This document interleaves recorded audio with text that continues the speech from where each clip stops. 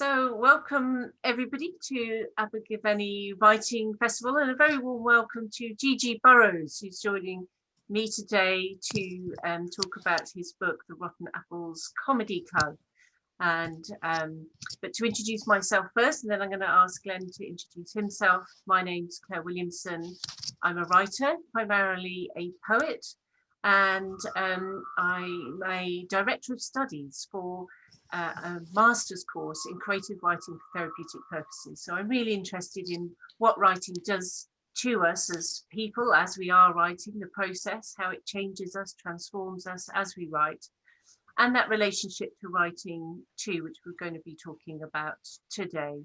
And Glenn, you have a very interesting, very current job, don't you? So tell us a little bit about that and your creativity as well. Yeah. So I'm G.G Burrows, but I also work under the name Glenn Dene. I work in Neville Hall Hospital, so I'm documenting the pandemic at the moment through my lens, through my camera. But I'm also working on the front line as operating department practitioner. And yeah, I'm a writer. I published Rotten Apples Comedy Club, and my book Behind the Mask is currently out everywhere, and that documents the story of Neville Hall Hospital during COVID. So we were originally going to talk back in March, weren't we, for the festival? Just that's right. Yeah, COVID was just kicking off then, and perhaps we would have had a different conversation, not least because you've since been documenting the NHS's work photographically in Behind the Mask. Yeah, that's right. Yeah, it you know, if you told me this time last year I'd been photographing in work at all, it would have been a surprise to me. But you know, a lot of people in the NHS have been you know, documenting it, well, not so much visually, but you know, in journals and in diaries and what have you. And I just thought, you know, what can I do? For me, it was, you know, being a photographer, I wanted to record the pandemic using my images, and I approached the trust, who were very keen for me to do it. And 5,000 images later, and a publishing deal, a book published, and yes, raised thousands now for the NHS and the Wales Air Ambulance, which is what I set out to do, because it would be, you know, the main thing is I wanted, you know, what was going on to be remembered, because it's not something the NHS has experienced before. And yeah, and I'm still photographing it now with the second wave, unfortunately. Yeah, so you obviously have a lot of visual skills as a photographer, but you're also a writer. So what drew you to writing? I was going through a really difficult time in my life, and still am in some ways as well. And you know, I wasn't, you know, taking the camera out much. I wasn't photographing anything, and after some CBT sessions, I just thought, I'm just going to start writing for myself, and just, you know, just to make myself laugh, really, more than anything, and use it as a form of therapy and something to put my energy into, because I wasn't putting my energy into anything except probably eating and growing a beard, to be honest. And I just thought, right, let's you know, see where we go with it. And I became totally addicted to the feeling of that you could escape from everything you were going through at the moment, and put down almost a bit of myself into the book as well. So I very much used it for therapy, and I'm still doing it now. You know, I'm still writing short stories. I'm writing the second book as well, and it's having that same impact on me now, where it's helping me and my mental health. So you've got some vivid characters in the book. Can you tell us a little bit about them in terms of yourself, what that did to write those characters?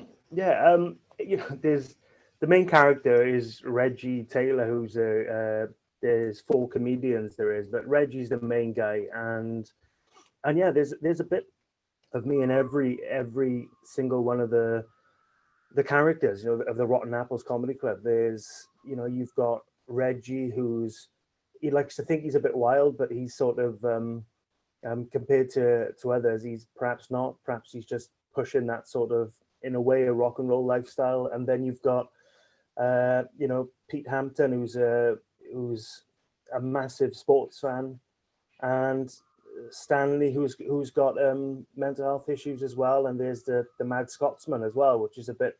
So every four of those, who's Bernie? Sorry, all those four characters have something about me in them. So, you know, as I said, there's Reg, who has a lot of empathy for people, but then there's, you know, Stan, who's very very charismatic, but he has a lot of mental health issues as well. So it's, yeah, there's, you know, everything I put into those characters mean a great deal to me, and most of the stories in the book are, you know, a lot of them have happened to me as well. So so yeah, it's strange how you become so connected with characters as well. I never, when I started writing, I never thought that would happen, but I found myself really caring about what happened next, you know. Yes, and it reminds me of a thing in psychology called reality testing, you know, when you can take those characters to places that you might have thought about going but chose not to go, or what would it be like. So you're sort of setting up scenarios for life and testing them out. Yeah. And I'm very aware, you know, at the moment we're facing a lot of adversity, and employers are encouraging people to be resilient, and it's a buzzword, and perhaps quite wearing for people who don't experience themselves as resilient. And some of my own concern about that is, unless you've experienced what Dan Siegel calls the 4 S's of attachment, you know, in your early life, feeling seen, secure, safe, and soothed, those are his 4 S's, then it's hard to recreate that as an adult and access resilience. And was there anything about the writing experience that gave you one of those experiences, either being seen, secure, safe, or soothed? Soothed, definitely. And you know, we mentioned safe there. I was in control of everything I wrote, so it was, you know, I had no I had no pressure at all, which is how I like it really, in photography and everything, you know, and writing, but I had that environment which I can control. I had which I, as you said, I felt safe in, and you know, I was almost putting my anxieties into the characters, and yeah, so it's having that, you know, environment, because my home life at the time wasn't somewhere I could, you know, feel safe in, and probably on the outside my work life was, but it definitely wasn't. So I think having create that sort of little world for myself helped massively, I think. And I think it's, as I said, it's something I'm going back to now all the time, and yeah, and just somewhere I'm happy. It sounds strange to say that, but it's somewhere, you know, that own little world I've created is somewhere I'm happy in, you know. Yes, yeah. And I suppose there's a sense of being in an alternative kind of reality for a little while, and maybe a rest from some of the things that could bother you on a day-to-day basis. Was that part of it? Yeah, definitely. Yeah, it's you know, on my work, that's what I did. I sat down with a laptop and just wrote, and you know, a lot of those things that I wrote, it wasn't even used in the end, but it's just having that means of escape from everything, you know. And then you've mentioned, I know, in the past about OCD, and I wondered what stopped the inner critic getting in the way of your writing. Yeah, do you know what, it's funny that in the writing sense, I haven't cared. I don't care what other people think, because I don't, you know, it's different with other things, you know. It's like I get really offended if someone comments on my behind the mask stuff and is quite critical towards it. But writing is totally different. If someone leaves a bad review on Amazon or what have you, or Goodreads, I'm not that bothered by it. It's whereas perhaps, you know, 5 or 6 years ago I would have been. You know, now it's you know what, it probably saved my life.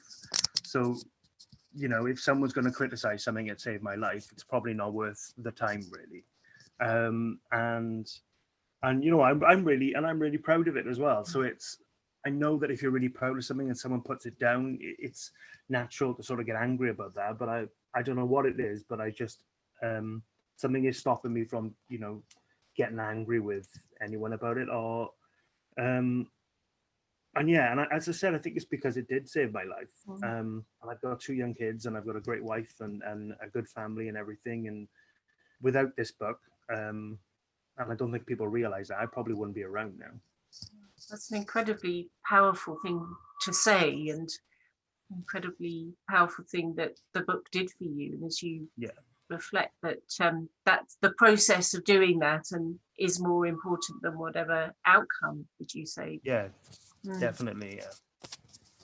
Yeah. So it sounds like you've been seen through the act of writing as well, because you've had these reviews, you know, and it sounded like you know, people have been engaging with the book one way or another, and you didn't wait to get permission to be a sort of good enough writer, if you like. You were writing because you wanted to write, and that seems inspirational to me, you know, to begin to just put words down and see where they take you, because I have a similar feeling about writing, that, you know, we can't edit anything until we put it down, and we can't know what we're thinking until we sort of have it reflected back to us on the page.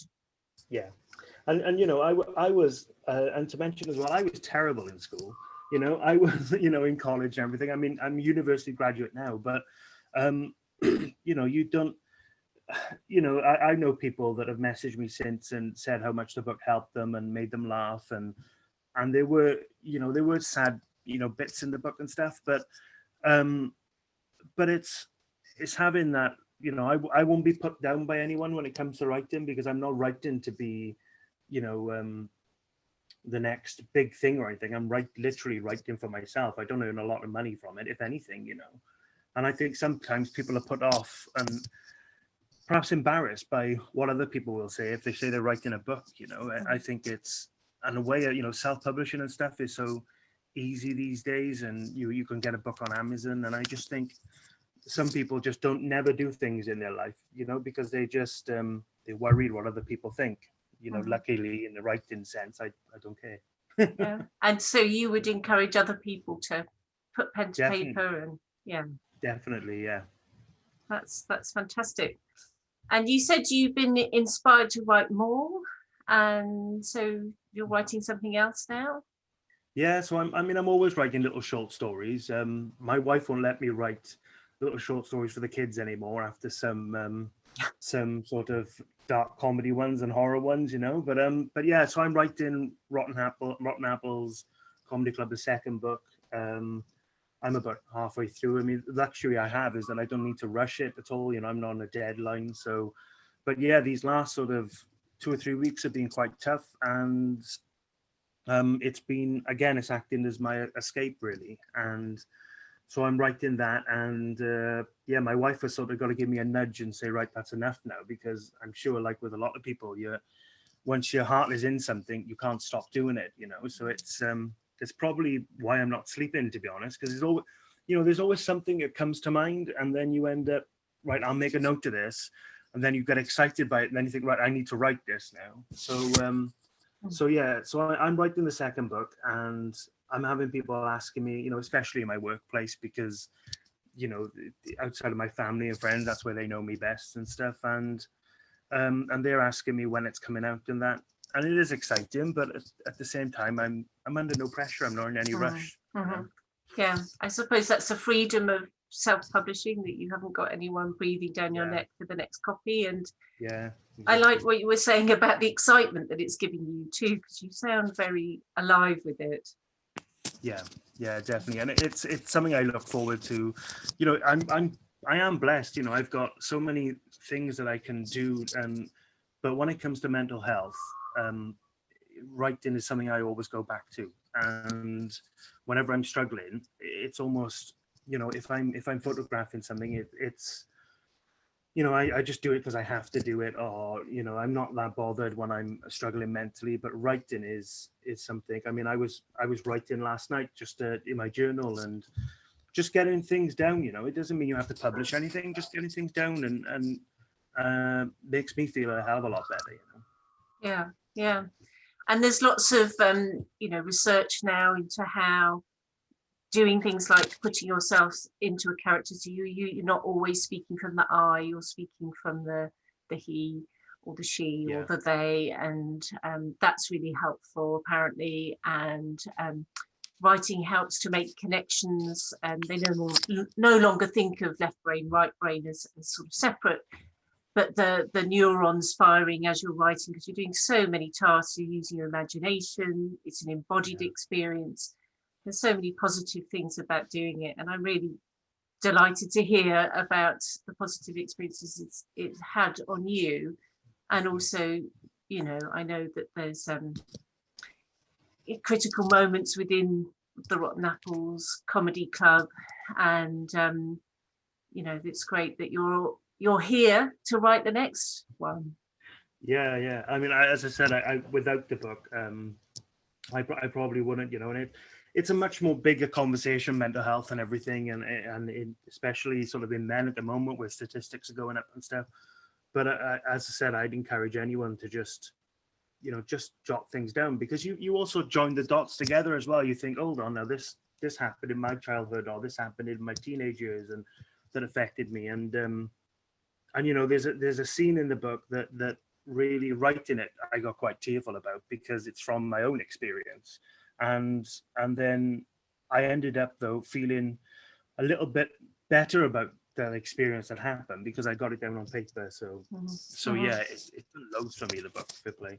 Yeah, I think that reflects my experience of writing too, that things can really lie down in a way that otherwise they go round and round in our heads, and that's you can't buy that.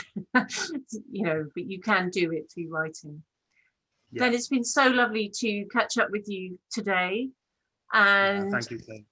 I'm sure you've inspired other people to pick up a pen, to put their thoughts down, to create characters, to find that space, that special space of themselves. So all the very best with managing both your writing, your photography, and your work at the hospital as well. Yeah, brilliant. Thank you very much, Claire. Pleasure. Lovely to see you again today. And you.